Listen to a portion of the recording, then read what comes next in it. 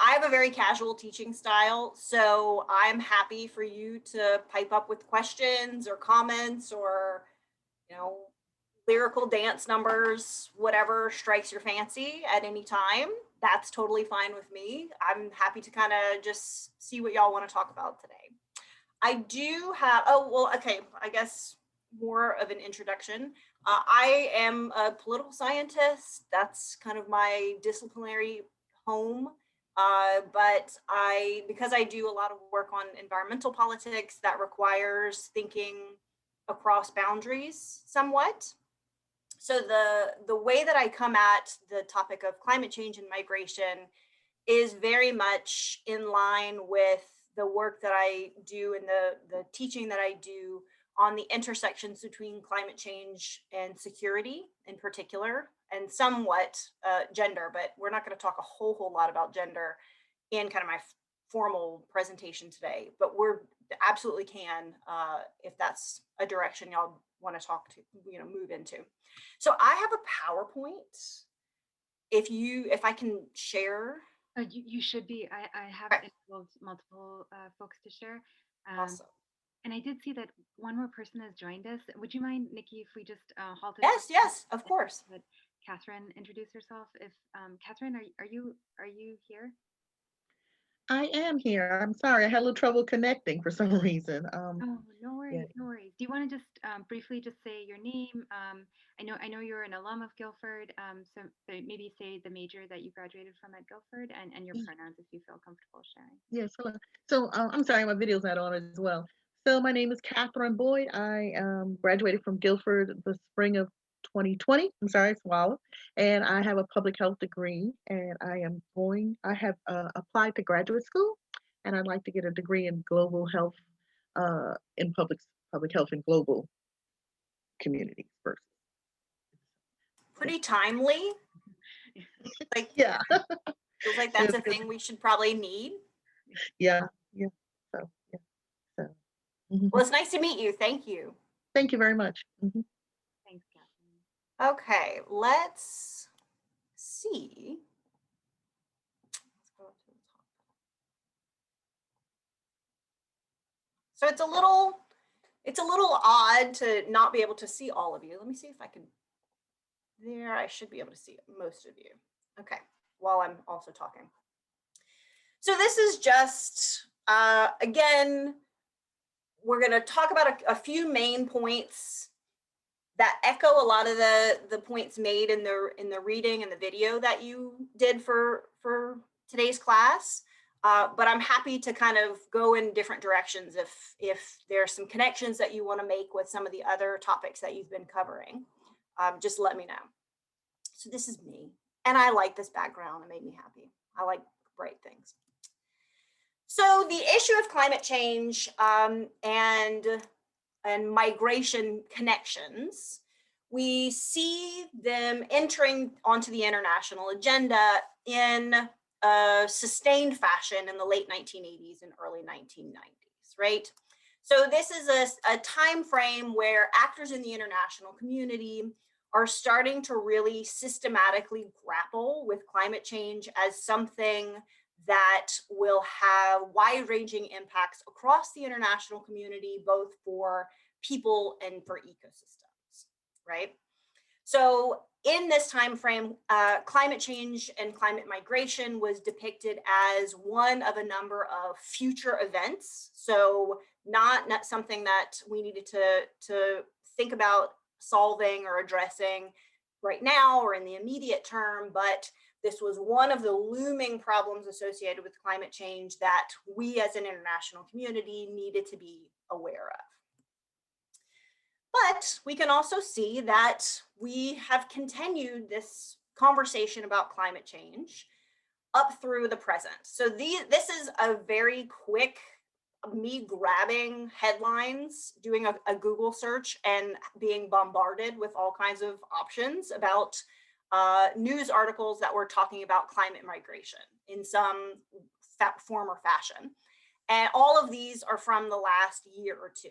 So this is not something that has dropped off of the international agenda, but the way that we talk about climate migration, the labels we use, the discourses we use have shifted over time. So we're going to talk about that. And the way that I come at some of these conversations is really with my understanding that the discourses we use, the labels we use, the frames we use are really important both for policy making and for how a debate unfolds, right? For the assumptions that we bring to the table, for the policies that we think are on the table, are a potential path to whatever end goal we have in mind, as well as for the actors that we think should be addressing these kinds of issues. So according to the reading that you did for today, which is a great piece, by the way, I think it provides a really clear overview of particularly the kind of scholarly debate about the connections between climate change and migration. And we'll talk about how this scholarly debate intersects and interacts with kind of more popular debates about some of these connections and where we see instances of overlap and where we see kind of divergence within those. But these authors argue that knowledge in this field remains limited and fragmented, right? So they focus quite heavily on this uncertainty and this lack of empirical evidence to back up some of the claims that we see made within the literature. And so this was written, or it came out at least in 2011. I would argue that this exact same piece, almost word for word, could be written in 2021. The state of the academic field in climate change and migration has not changed significantly. So we have a lot more pieces out there, but honestly, the kind of direction that they've taken is more of the same. So we have more kind of local level studies that talks about the complexity of these linkages. We have a better understanding of what's happening at the local level because of all of this work that is accumulating.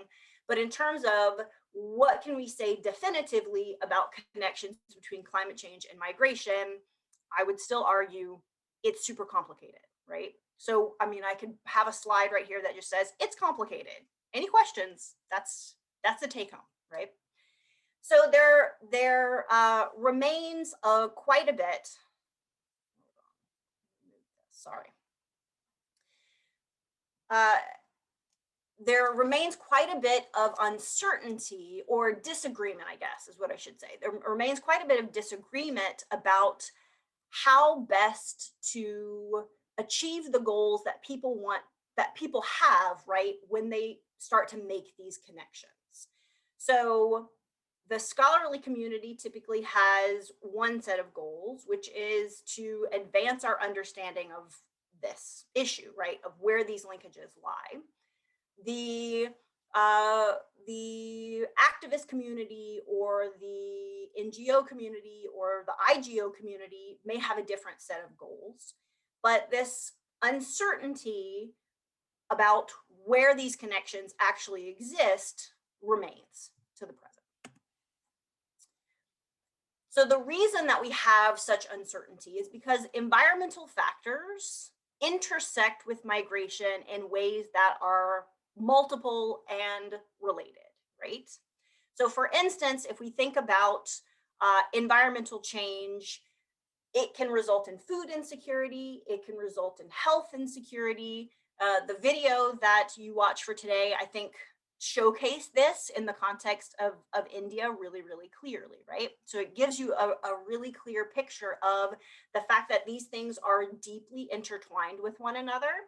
So then it becomes really difficult to say that this person migrated because of environmental factors without considering all of these other motivating factors, right?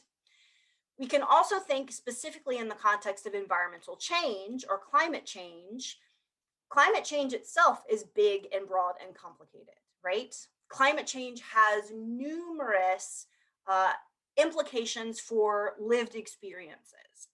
And those intersect with political factors, social factors, economic factors, etc. So we can also think of just manifestations of climate change. And we can think about differences between rapid onset phenomena like natural disasters. And notice that I'm putting natural in, quotations, because we know that how we experience disasters is not, completely random and, an act of fate. Instead, it's a byproduct of policy and social structures and political structures and economic structures.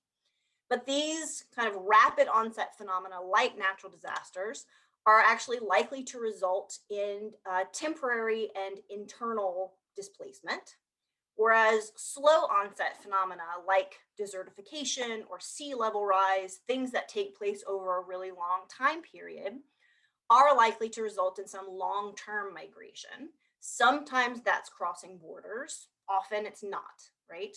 So even when we talk about climate change and how it influences migration, it depends on what part of climate change we have in mind.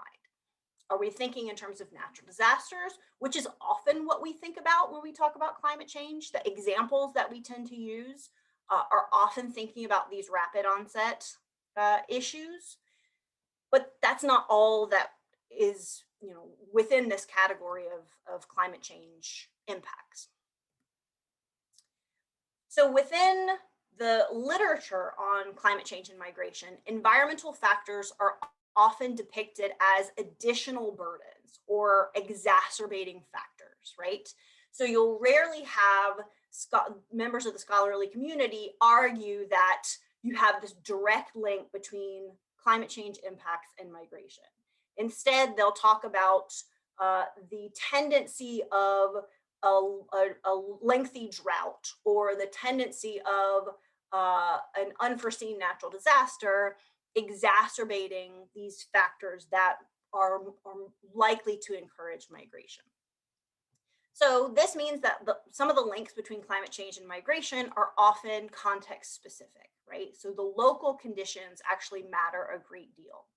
And we've got, as I mentioned, lots of work that's been done recently over the last 10 years or so, longer, of in-depth case studies trying to figure out what are the conditions that have encouraged people to migrate, right? So what did that look like on the ground?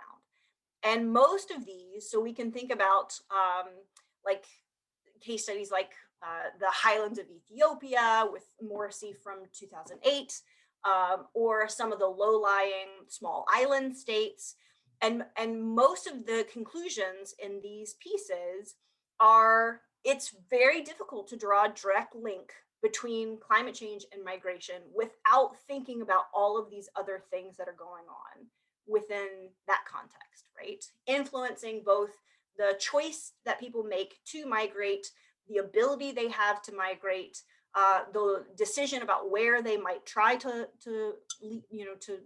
go to. But still, this discourse of climate migration and this tendency to think about climate migration as being something that we can draw direct links between continues to be so prevalent within the international system, within particularly actors like NGOs, IGOs, and some policymakers. And typically it's depicted as something that happens in the global south that people in the global north have to care about. Militaries have to care about, policymakers have to care about. And that tendency to depict climate migration as a problem of the global south that the global north has to care about or deal with, or be aware of the potential threats of. We'll talk about all of that in a minute. You have a really critical part of the literature that argues this speaks specifically to northern fears of migration. So seeing the links between climate change and security that in our brain that we think must exist without actually having a really clear sense of what those look like on the ground, and whether or not that is a problem that exists in the global south that we have to address in the global north. So we'll talk more about that in a second. So one of the additional recurring facets of this debate about climate change and migration links is, should we use the label of climate refugees, right? So should we call people environmental migrants or climate refugees? And their implications to those labels, right? Which I'm sure in a class like this, y'all have spent quite a bit of time unpacking that. So some states have been quite hesitant to embrace the language of climate refugees, and actually other actors as well. So several of the organs of the UN over time have been very vocal that they don't want to use this language of climate refugees because, well, there's a few different reasons. For states, it comes with a perception about obligations, right? So if you call somebody a climate refugee, and you have a very clear set of policies about what your state does for refugees, or what the process of refugee resettlement is, then how do you incorporate people who move kind of expressly for climate or environmental factors? How do they fit into that framework? And in terms of the international community, so the organs of the UN that I just talked about, they are concerned in a lot of instances that it's gonna muddy the waters, and it's gonna make things more difficult for refugees, right, who are not claiming this status because of environmental factors or climate factors. So the language of climate refugees and how they have appeared, how the concept of climate refugees has appeared in kind of scholarly and policy literature has shifted over time. So in that same time period where you saw the emergence of these connections between climate change and migration, so the 1980s to the 1990s, you had mention of climate refugees. So using the specific label of climate refugees as part of this kind of future set of issues associated with climate change that the international community needed to be aware of, right? So something to be prevented. These are all the bad things associated with climate change, climate refugees being one of them. In the early 2000s, you start to see this tendency within the literature of policymakers and kind of science-oriented reports and things like that, advocating for the global north to take responsibility, right? To see this community of people that are labeled climate refugees as a vulnerable population that needs saving, that they need to be offered refugee status, often without talking about those issues that we just talked about in terms of, okay, what does it mean if you call them refugees? How do you alter the existing frameworks for how the international community treats refugees, et cetera? But it was a tendency in the early 2000s to still use this label of climate refugees as if we kind of all knew what that meant and had a clear sense of how to address it through policymaking. Around kind of 2010, in that ballpark, up until now, what you often have is a concept of environmental migration or environmental refugees as kind of just this fact of the international system. So rather than explicit calls to save climate refugees, you have some who argue that we need to think about climate migration and refugees through the lens of resilience, right? So rather than these being kind of vulnerable communities, these are communities that are looking out for their own resilience, their own kind of path through climate change, which is often depicted as kind of unavoidable, right? So it shifts responsibility and obligation once again. So rather than locating responsibility and obligation on actors in the global north for their kind of historical responsibility for climate change, for the causes of climate change, et cetera, now these climate migrants are seen as, well, climate change is going to happen. We're already experiencing climate change impacts now. It'll get worse in the future. So migration is just sort of this part of it, right? And using this language of resilience, and there's a lot of scholars who are quite critical of this, right? Because you then are, the implication is you're making these vulnerable populations kind of responsible for their own condition, right? So it removes the obligation of actually doing something about this situation, because now it's an individual level issue. So there's a lot of, and you can see this in the tone of the 2011 article that you read, the co-authored piece. You can see that there's this kind of tendency in a lot of the scholarly literature to be quite critical or quite hesitant to embrace this, the clear discourse of climate migration or climate refugees. Yet again, we still see it. So what's going on? Well, part of it is people who are strategically trying to use the discourse of climate change and migration, right, for one reason or another. So some of them, there's benefits and drawbacks to doing this, right?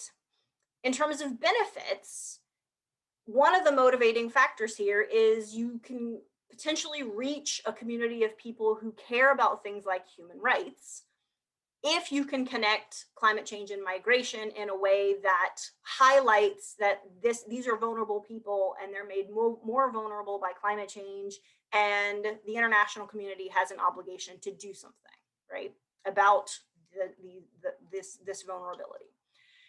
So that would be a motivating factor for using that discourse strategically. I'm going to focus on more of the drawbacks so you can kind of sense where I'm coming from with this.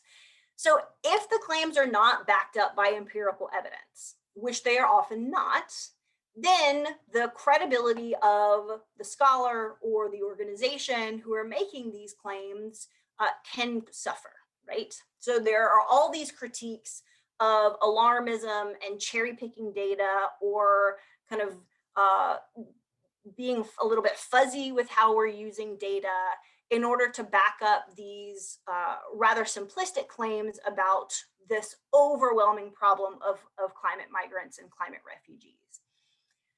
Because again, going all the way back to the first point, it's really difficult to untangle these different strands of why people choose to move, right? So you've had calls for people saying, instead of focusing on climate migration, think about something like climate mobility, right? So recognizing that because climate change has an implication on ecosystems and changes our relationship with ecosystems or our experience with ecosystems, instead we should think about mobility rather than using the specific language of migration, which I think is an interesting something to unpack, right? So we can talk about that a little bit more. But where I come at some of this stuff is if we urgently call attention to climate migration, what often policymakers and others hear in the international community, rather than this impassioned plea for the plight of climate migrants, is hordes of people moving potentially across borders, right? So it can potentially result in climate change being militarized, securitized, and is specifically militarized. And a simplistic focus on migration might actually result in viewing climate change through a lens of state security much more so than human security. So I'll expand on what I mean by that in a second. But one of my favorite quotes in this kind of tradition of scholars being a little bit hesitant or a little bit critical about making these really strong connections between climate change and migration comes from Betsy Hartman. So she's a scholar who writes quite a bit about population and environment discourses and population migration and climate change issues. And my favorite line out of this quote is, playing with fear is like playing with fire. You cannot be sure exactly where it will spread. I've used that quote in like 4 different books and articles.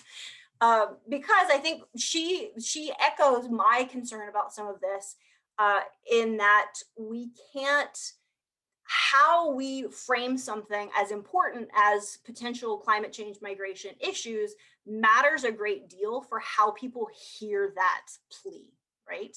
So from there, we're going to move into a discussion of how climate migration relates to discourses of environmental security. And this is really where I come at most of this stuff, is through this lens of environmental security.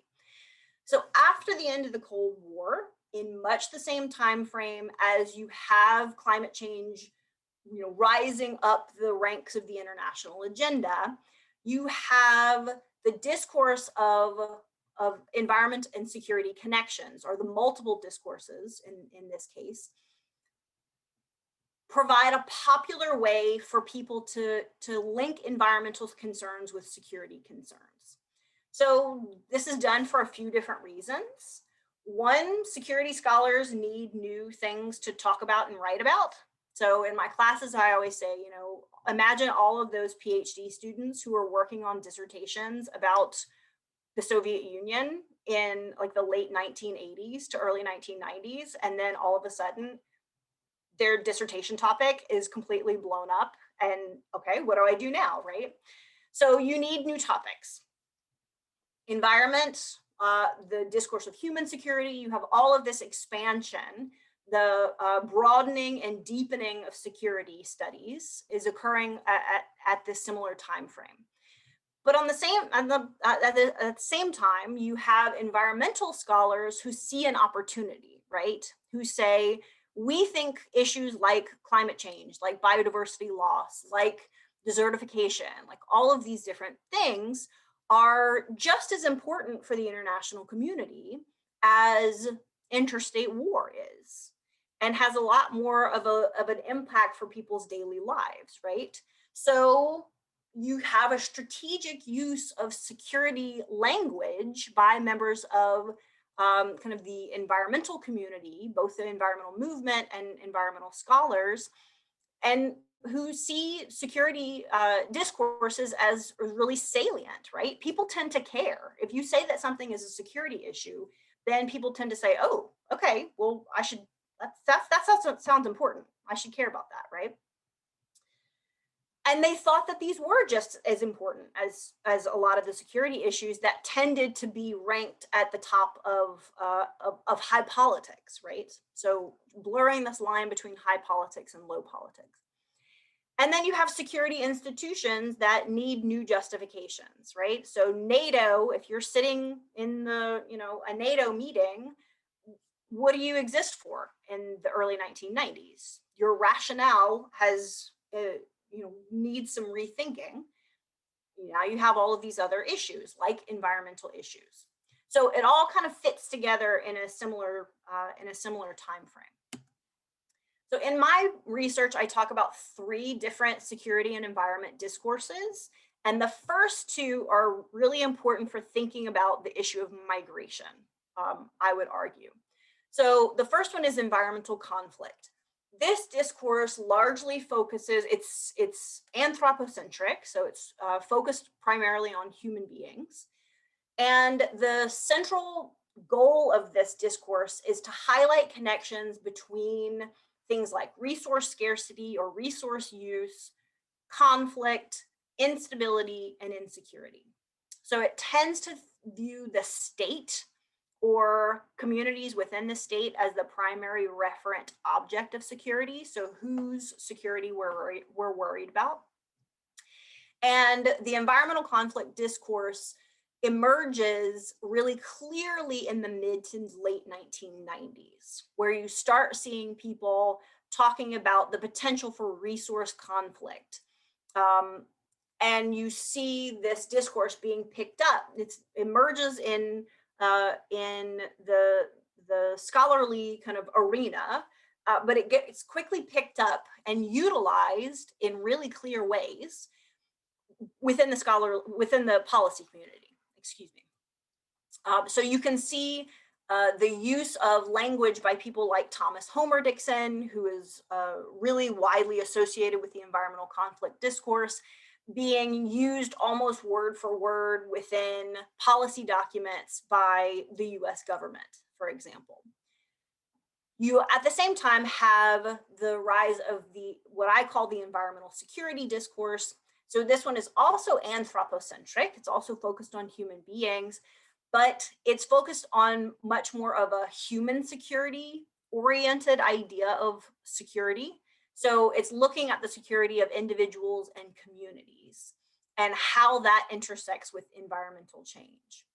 So we can talk about ecological security later if you want, but that one's not so important to these debates about migration.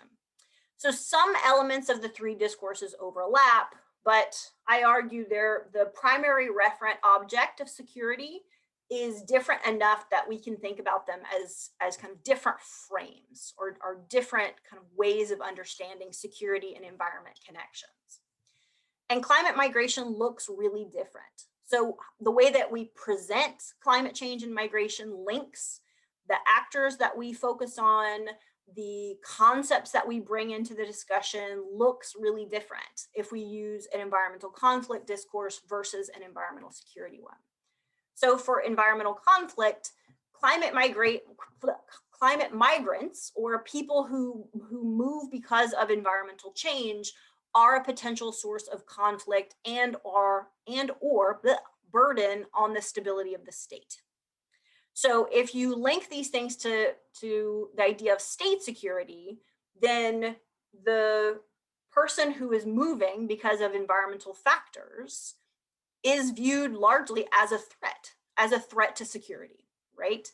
So the quote that you have here comes from Thomas Homer Dixon, who again is really widely associated with this environmental conflict discourse, where he makes this connection really clearly, right? He's not prioritizing the experiences or the conditions of the people who are going to be moving. He's focusing on what that means for state stability or the stability of communities and how that might influence conflict, violent conflict, right? On the other hand, through the lens of environmental security, that human security oriented discourse, they're focusing on the people who are moving, right? So the people who are moving because of environmental factors experience multiple forms of insecurity, and the international community has an obligation to do something about that, right? So this quote comes from a report on climate change and migration in Africa from the Brookings Institute. And here again, we see an example of where this discourse is used.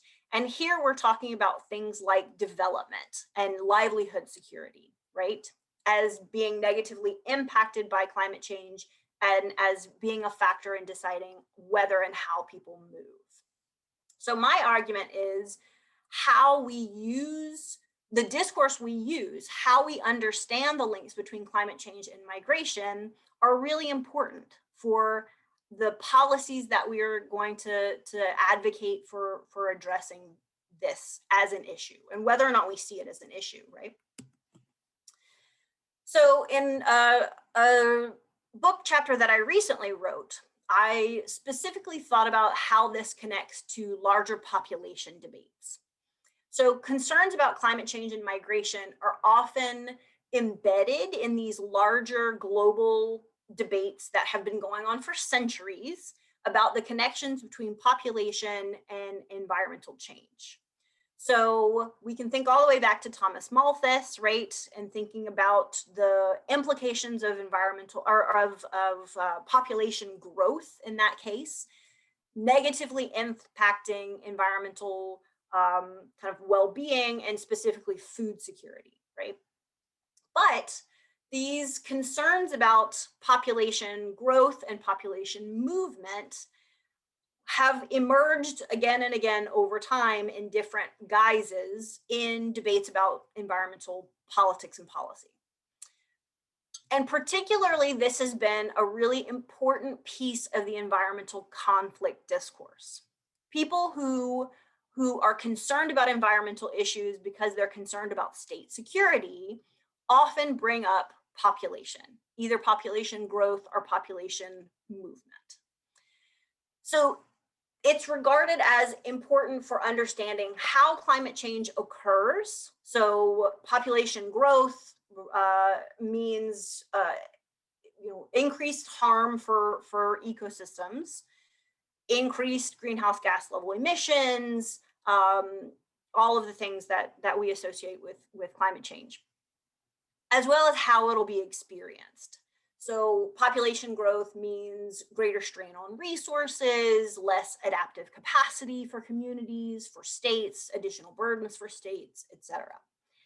And in particular, these kinds of connections, these kinds of discourses have been really widely used in states in the global north, who have argued that migration both results in insecurity for states. So having to absorb climate migrants, again, even if there's not empirical evidence that this is what's happening, you still have the use of this discourse super consistently. So they argue that migration results in insecurity for states, but also that migration results in environmental harm. So it's this kind of complicated relationship. So migration is bad for states, but migration also results in environmental harm, which can facilitate more migration, which is bad for the state, So it's this kind of cyclical logic. So we can see how this looks in the context of the US. In 1996, the Clinton administration commissioned this report on sustainable development. And it was specifically titled the Population and Consumption Task Force. In their report, in the kind of culmination of this commission, they concluded that while it is a sensitive issue, reducing immigration levels is a necessary part of stability and the drive towards sustainability.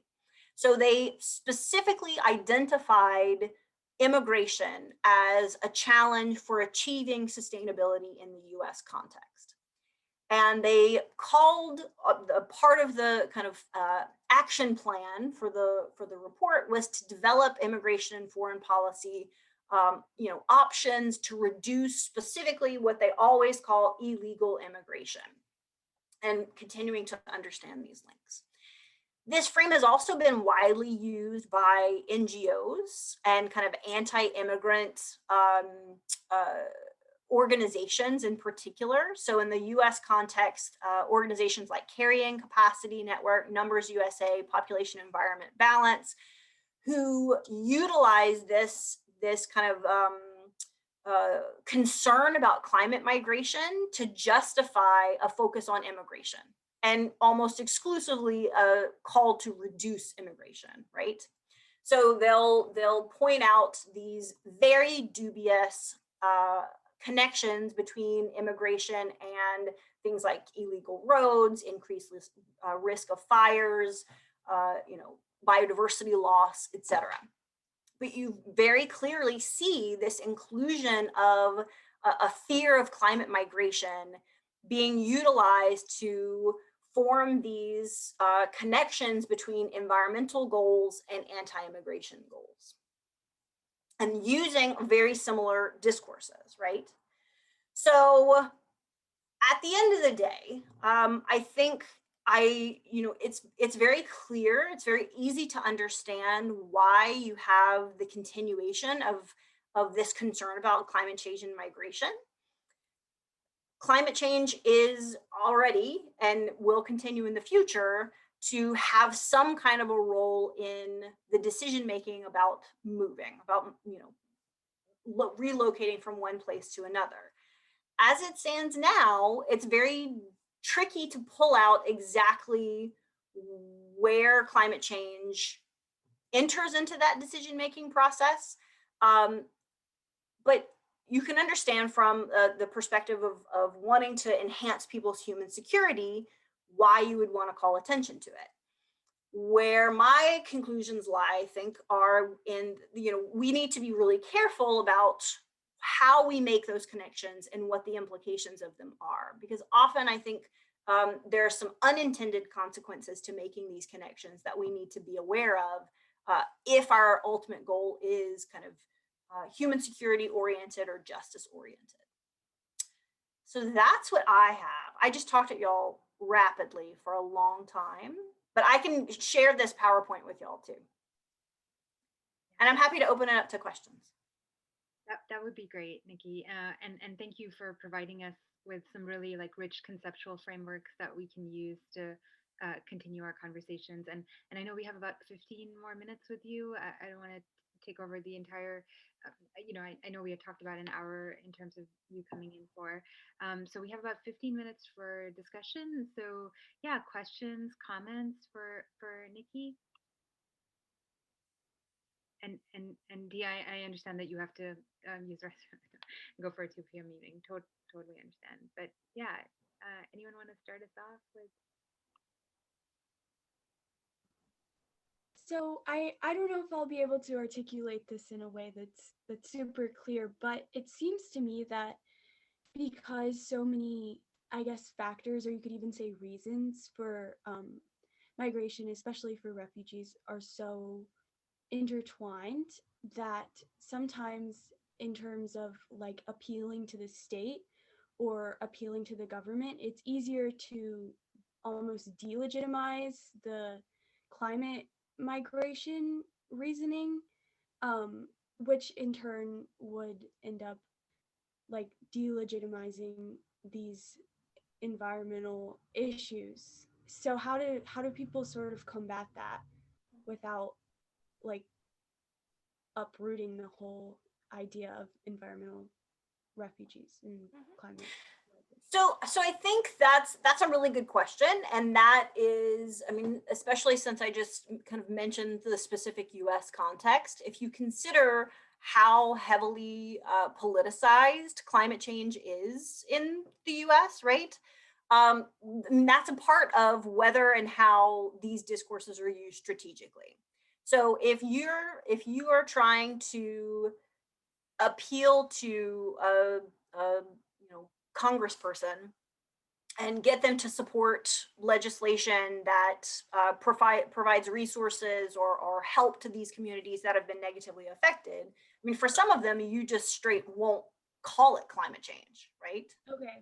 So for a book project that I have been working on for way too long, I did a series of interviews with all sorts of women who work in climate change in lots of different capacities. And one in particular was a woman who works for an organization that they use like a motherhood frame to talk about climate change. There's a lot of them, but this is one of them. I won't say which one. And she told me like part of her strategy is she frames her kind of pitch to these state legislators as being about asthma and kids' health, not about being about climate change, because she knows if she said the word climate change, they would immediately, a wall would come up and she would get no further than that. So I think this notion of being strategic and ultimately thinking about what the end goal is. If the end goal is to enhance human security, to provide resources to a particularly vulnerable population, then you have to think about audience. So who are you making this pitch to, and what's likely to be salient? So I think this is particularly important in this larger picture of climate change and migration debates, because you have this kind of disconnect between the scholarly community, where you have a lot of people who are very hesitant to making these connections because things are so fuzzy and it is so difficult to make these really linkages, right? So you have a lot of people who are like, we know some things are happening, but the most we want to say about this, we can't generalize across all of these different cases. So the most we can say is, this is what it looks like of the highlands of northern Ethiopia, right? We know that this is what's happening.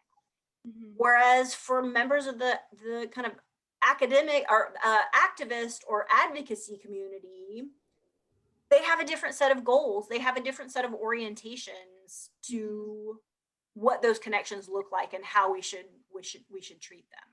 Does that get at what you're Yes. asking, or did I just talk again a lot of stuff at you? No, that's helpful. Thank you. Other questions? Yeah, I had a question about, so at one point you talk about how a lot of this discourse is very othering. So it's like climate migration, environmental migration, climate refugees, they're all external to the United States, you know, and they're in the global south. But at least in the last year and a half or 2 years, and I think you had it up, there was a New York Times article I remember last year, which talks about the Great American Migration. So like Americans moving from coastal areas that, you know, in 20, 30 years will be submerged to other parts of the country, you know, people moving because, you know, they experience wildfires, like people in California moving every year for because they experience wildfires. And I wondered if you had been tracking some of that within the US. And I know your scholarship is more focused on you know, borders outside the United States, but I wondered if you'd seen, um, like, what are some of the discourses around internal climate migration, and have you been following those at all? So one of the reasons that I do follow in the context of the US is because I'm originally from Louisiana.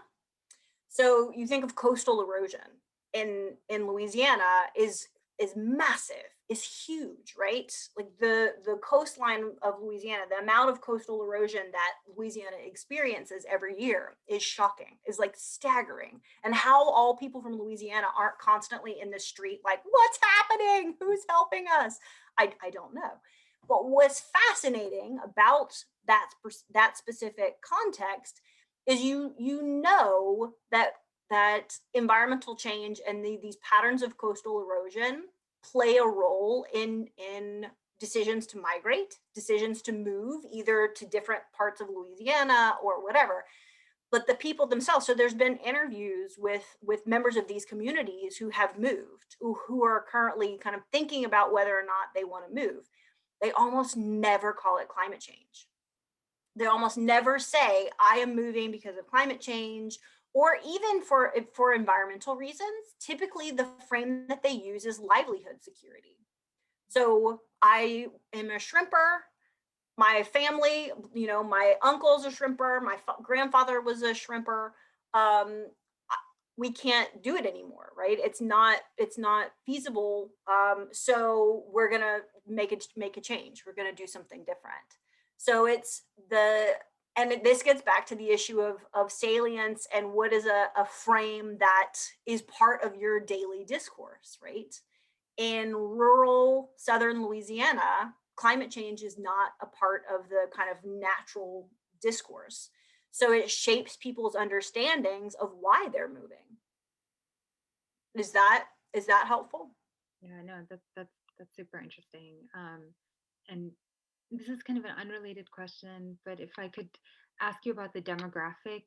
So you mentioned the population debates, and I wondered if you had seen anything about climate refugees, you know, being an advantage in terms of demography, because so many, you know, countries in the global north are experiencing population declines, right? So they aren't able to meet like their population replacement levels, and potentially like climate migrants, environmental migrants might help with some of that, right? Immigrant populations, and I wondered if you had seen any of that, you know, because that's an economic argument, right? So you have more young people coming in, help like boosting the economy. It's a very instrumental way of looking at it, but it's a economic policy argument that is advantageous to letting climate refugees come into the country. So absolutely, and I mean, I think this is if you think about these demographic shifts in lots of countries in the global north, right? The US, but also tons of European countries as well. You have calls to think about migration in a much less othering, much less state security oriented frame. But those state security discourses are really salient for so many people. So you have this one frame that's trying to kind of edge out this really popular and I mean, I think one of the things that is so fascinating about the state security discourse is that, again, there's very little empirical evidence to back it up. You know, the argument that you know, immigrant communities are worse for our environmental outcomes, that's not true. Like, there's been tons of studies in across the US and across other countries, and that's not accurate. But it's still this widely repeated talking point. And you've got these interesting linkages. So a friend of mine from grad school wrote a book called Border Walls Gone Green. John Holtgren is his name. It came out a couple of years ago, and it's this really fascinating look at this kind of coalition building between anti-immigrant organizations and environmental groups. And you see evidence of this in, there's another scholar, her name's Jade Sasser, and she writes specifically on population issues and kind of discourses of population growth more so than migration. But her stuff is really interesting too. And both of them mention like the Sierra Club in particular as an environmental organization that has at times kind of slipped into using these narratives that aren't explicitly talking about kind of the environmental dangers of immigration, but they're kind of there, right? There's these storylines that exist within the background of some of the arguments that they make. And I mean, one of the fascinating things about this is that argument is built on the idea that we can't afford to have more people act like Americans, right? Like for our sustainability goals, our consumption levels and everything else are so high that if more people do it, like the planet can't handle it.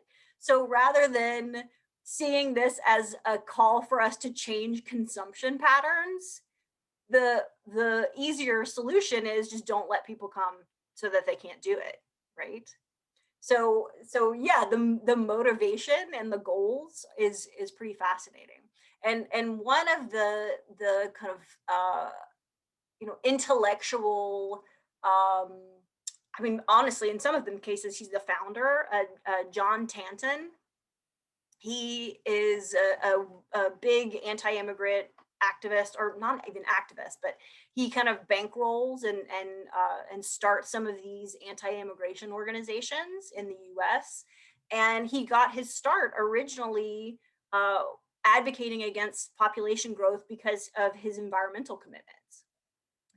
So it's these really fascinating connections between environment and environmental concern, and how that takes this route towards othering and exclusion, right? So Betsy Hartman has called, or has kind of likened this to the idea of the greening of hate. So we use these environmental narratives, we use these environmental kind of goals or well, yeah, goals, in order to justify things like anti-immigration, where if you come at this from the perspective that, you know, these are kind of happy, soft goals that you would think that those would be in conflict, we see evidence time and time again where no, people use these kind of exclusionary frameworks in order to justify this particular path towards sustainability. So I am deeply convinced by your argument that there is this frame that exists to frame environmental migrants or climate migrants as a boon, right? This is how we fix this gap that exists. But if you think about this through the state security discourse, who makes up the state is part of how they have remained salient, right? It's not just anybody they want making up the membership of the state. if that's going to drastically change the kind of face of who that state is, then that very easily gets put into the Betsy Hartman's, ideas about fear, right? Fear that this, and I mean, you should see the language sometimes, like this kind of horde of people overwhelming borders. Like, it's dehumanizing, right? It's, you no longer have these individual climate migrants, but it's this kind of this wave of people who are going to overwhelm the ability of the state to cope. So yeah, the way that we understand the plight of those individuals becomes super, super different. Thanks, Nikki. That was a really yeah. I think that helped me also clarify some of my thinking around. And I have to say, Betsy Hartman's work in general on this topic has been something that I've also followed, and I think yeah, I think she brings in the gender piece in a really compelling way. Okay, I know we have just a few more minutes. Any last questions or comments for Nikki?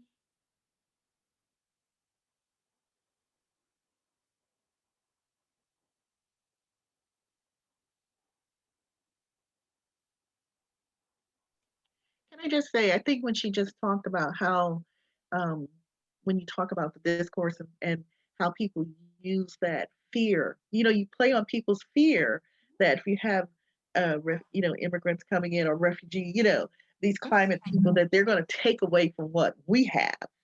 And in fact, they actually add to what we have if we would just give them a chance. And so I know that she just brought that up and we've talked about that. Everybody knows that. It just kind of brings it home that how people use, it's just, even when you read an article, it's the wording as to how your opinion and your thoughts flow about a group, an idea, a concept, because that it's such a powerful thing to play on words and how you perceive a group or something. So yeah, it's very, very powerful. You just have to be aware of it. And I think the environment, the kind of environmental part of it makes that even more explicit, because if you're talking about sustainability goals, if you're talking about I mean, it like sets limits, right? So we think about kind of this idea of limitless wealth and opportunity and whatever, but if we're thinking about this in terms of sustainability, like there's only so much, if you think about carrying capacity or whatever, like this is how much the US has to that we can fit within, right? So again, we don't want to talk about limiting consumption. We don't want to talk about reducing consumption or altering consumption. So then therefore, if you have to work within that limit and you don't want to talk about limiting consumption, it kind of leaves you with a pretty narrow set of policy options, right? Then the options are, don't let more people come in because we don't want to change. I don't want to do anything different. So if they come, what they're gonna buy a car and they're gonna drive it and they're gonna eat like me and they're gonna, So I think it makes this decision about who I am and who you are and how we coexist, it frames it in these really stark terms because it puts this notion of limits around it. I guess I just had one question, and maybe this is, but do you see Biden as expanding, or I know your area is not refugee resettlement, but I heard that Biden is going to increase the number of refugees coming into the country, and I know that climate refugees is not a legally like recognized group, but how do you think Biden? I know he has an ambitious like climate change agenda. How do you think his climate change agenda and his refugee resettlement agenda, immigration agenda might intersect? And it's totally fine if like that may be outside your own area, but I was curious if you had any thoughts. Yeah, absolutely. So that is a little bit outside of what I do. However, there was just a story that I saw a couple of days ago about the fact that climate change and migration is specifically a part of the kind of fact finding commission that the Biden administration has just tasked with kind of, okay, give us information about all of these different things. One of them in that commission on, I don't know the name of it. I forgot the label of it. But one of it is specifically to understand, give us more information about the connections between climate change and migration.